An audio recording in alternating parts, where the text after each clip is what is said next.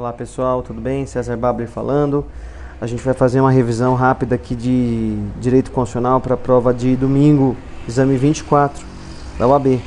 Hoje é sexta-feira, dia 17/11/2017 e a gente vai fazer essa revisão rápida de Constitucional para vocês ficarem bem preparados aí para o exame de domingo.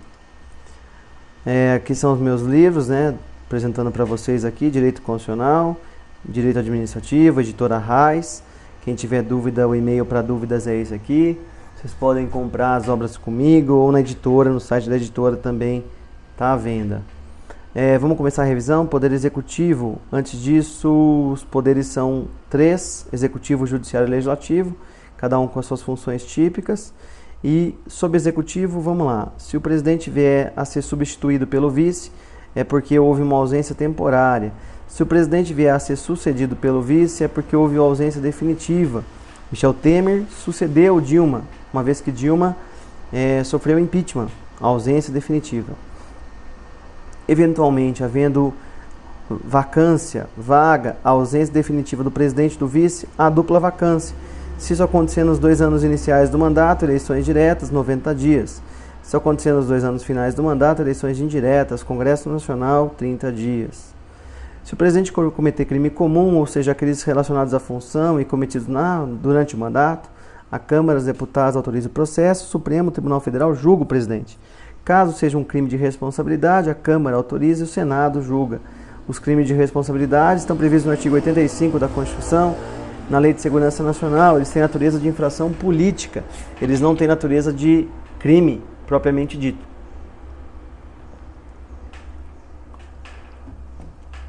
Em relação à prisão, se o presidente vier a ser preso, isso só pode acontecer após o trânsito em julgado, uma vez que o presidente tem imunidade prisional, ou seja, não cabe prisão cautelar em face do presidente. Sobre o Poder Legislativo, temos a composição do Legislativo bicameral, Câmara dos Deputados, Senado Federal. Lembrando que a Câmara representa o povo, os deputados são eleitos pelo sistema proporcional e o número de deputados é de 8 a 70, proporcional à população do Estado. No Senado são 3 por Estado, eleitos pelo sistema majoritário, e eles são representantes dos Estados e não do povo. O processo legislativo comum se compõe de iniciativa, deliberação, sanção e veto, promulgação e publicação. É importante falar um pouquinho da sanção e veto. Sanção e veto acontecem no prazo de 15 dias úteis. O presidente, nesse prazo, pode sancionar expressamente ou vetar um projeto expressamente. Caso o prazo transcorra sem que o presidente fale nada, considera-se sanção tácita e, portanto, o projeto está aprovado, seguindo, consequentemente, a promulgação pelo próprio presidente e, em seguida, a publicação. Além disso, o veto, que deve ser feito no prazo de 15 dias úteis, ele tem que ser motivado e um dos motivos pode ser a questão da inconstitucionalidade do projeto, é o chamado veto jurídico.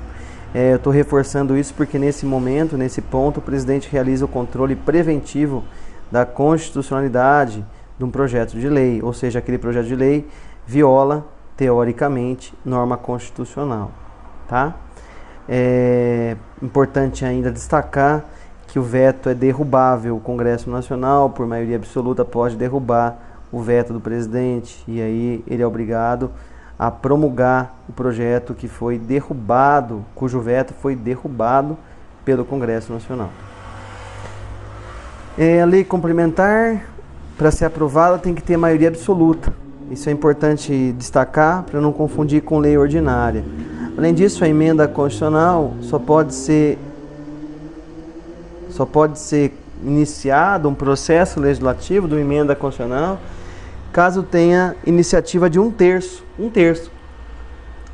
dos deputados ou senadores, ou do presidente sozinho, obviamente, ou mais da metade das assembleias legislativas dos estados.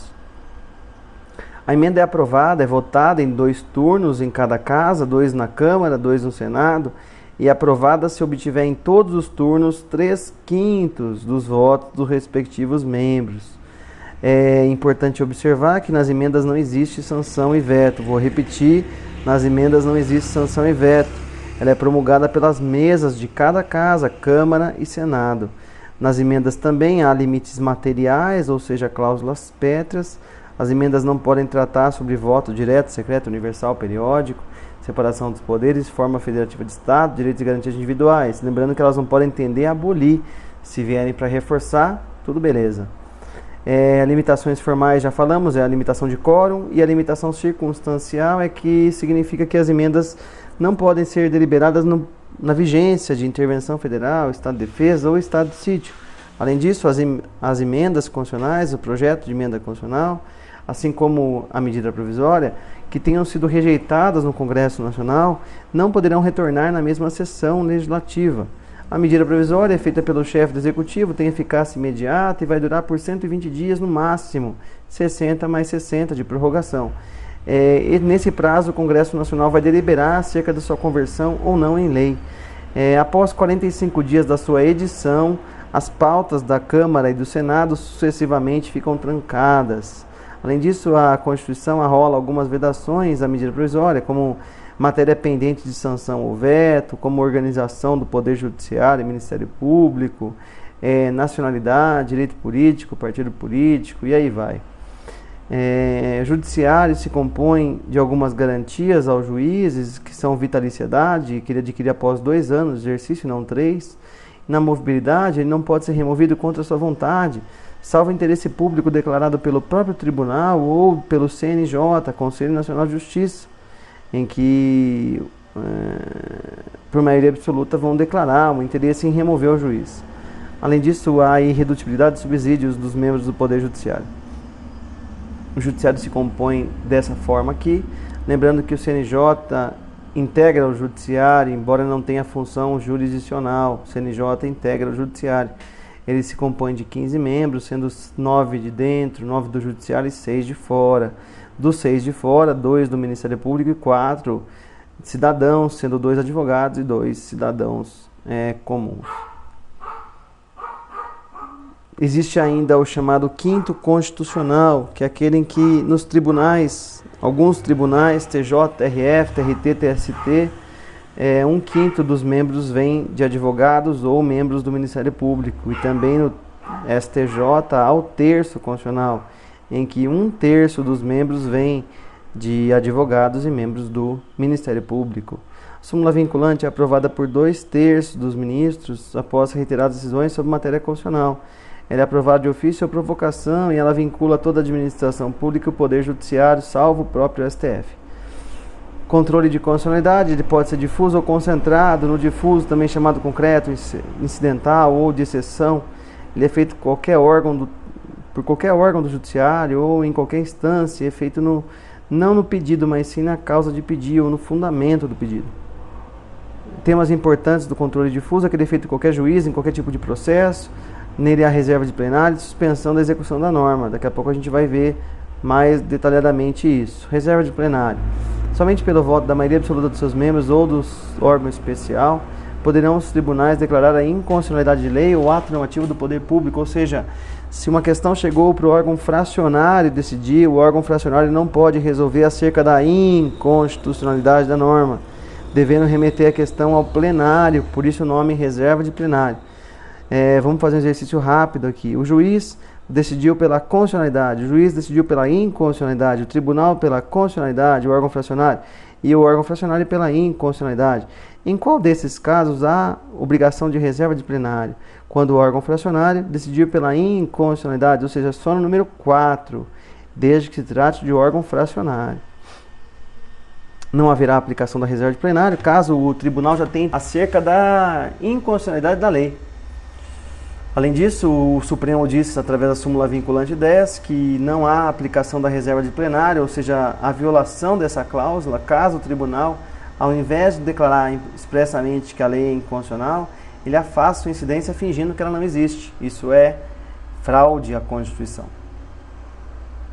Também, se a questão vier a chegar no controle difuso até o STF, isso vai acontecer por recurso extraordinário, o Supremo, quando julgar a inconstitucionalidade da norma, vou repetir, a inconstitucionalidade da norma, ele é obrigado a comunicar ao Senado. E o Senado, se quiser, aí tem uma faculdade do Senado, suspende a execução da norma no todo ou em parte. E aí teríamos um efeito erga omnes no controle difuso, o que não é a regra, né? O normal no controle difuso são os efeitos interpartes. No controle concentrado, temos um controle feito por um órgão principal e único, que é o STF, e o objeto principal é a questão da constitucionalidade da norma. A legitimidade para propor essas ações do controle concentrado, todas elas é do presidente, mesa do Congresso, mesa do Senado, mesa da Câmara. Um ato falha aqui, bastante atenção, mesa do Congresso não, se cair na prova isso está errada a questão. Procurador-Geral da República, Conselho Federal da OAB, partido político no Congresso Nacional. Esses são chamados legitimados universais, podem propor ação sobre qualquer tema. Já o governador de estado, a mesa da Assembleia, a confederação sindical, a entidade de classe de âmbito nacional só podem apresentar ações, só podem propor ações no Supremo, caso demonstrem nexo com a função que exercem, a chamada pertinência temática. As ações do controle concentrado são a DIA, a DC, a DPF, a competência para a DIA do STF, a finalidade é sempre jurídica, e os efeitos são erga omnes e vinculantes. O objeto é lei federal ou estadual. Cuidado, lei estadual é objeto de ADI. A ação declaratória de constitucionalidade, ADC, tem por objeto o âmbito mais restrito, uma vez que ela só abarca leis de natureza federal, enquanto a ADI também é estadual. A legitimidade são os mesmos da ADI, tem que ser provada uma controvérsia jurídica ou judicial relevante. Além disso, há o caráter dúplice entre ADI e ADC. Que significa isso? Significa que se eventualmente uma ADI for declarada procedente, isso equivale a uma ADC improcedente. E a mesma coisa, se uma ADC for procedente, equivaleria ao mesmo efeito de uma ADI improcedente. Ou seja, se eu tenho o resultado de uma, não preciso mais entrar com a outra. Já foi concedido o efeito vinculante, tanto no sentido quanto no seu negativo. Enquanto na ADI a gente tem por objeto lei ou ato normativo federal ou estadual, na DPF há o controle das normas pré-constitucionais, a chamada recepção constitucional, e também das leis municipais pós-constitucionais. No controle concentrado e também no controle difuso, permite-se a chamada regra de calibragem ou modulação temporal dos efeitos. O Supremo, por 2/3 dos ministros, pode alterar o efeito de uma decisão que seria ex tunc, dando efeito ex nunc ou pro futuro. Sobre remédios constitucionais, habeas corpus e habeas data são gratuitos, habeas corpus não tem que ter advogado. Mandato de segurança, direito líquido e certo, não amparada por HC ou HD. Ação popular é para anular ato lesivo, e ela, em regra, também é gratuita, salvo se ficar provada a má-fé do autor popular. O mandado de injunção é para suprir a falta de norma regulamentadora da Constituição. Nacionalidade, temos brasileiros natos e naturalizados. Os natos são aqueles nascidos no Brasil, mesmo que os pais sejam estrangeiros, desde que não estejam a serviço do seu país. E também quem nasceu no estrangeiro, desde que o pai ou mãe sejam brasileiros e estejam a serviço do Brasil, ou se não estiverem, façam o registro da criança no consulado brasileiro no estrangeiro, ou a própria criança agora venha residir no Brasil e após a maioridade faça a opção pela nacionalidade brasileira. Naturalizados são aqueles que vêm de outro país e querem virar brasileiro. Aqueles que forem originários de língua portuguesa podem tentar essa condição após 1 ano de residência no Brasil e idoneidade moral. Mas para todo mundo existe um direito, que vai acontecer quando? Quando a pessoa ficar morando no Brasil por mais de 15 anos e não tiver condenação penal. Nesse caso, temos a naturalização extraordinária para todo mundo, de qualquer país. O português que vem de Portugal, ele tem um direito a mais. Enquanto português, ele tem direito de brasileiro naturalizado, ou seja, ele não precisa se naturalizar. Também haverá perda da condição de brasileiro caso tenha sido cancelada a naturalização da pessoa por atividade nociva ao interesse nacional, ou caso seja nato ou naturalizado que adquira outra, salvo se essa for originária de outro país, ou seja, for nato de outro país também, ou tenha sido imposta pelo outro país estrangeiro como condição para a pessoa permanecer ali ou exercer direitos civis. Sobre direitos políticos, é importante destacar que há capacidade eleitoral ativa e há capacidade eleitoral passiva. A ativa se refere a quem pode votar.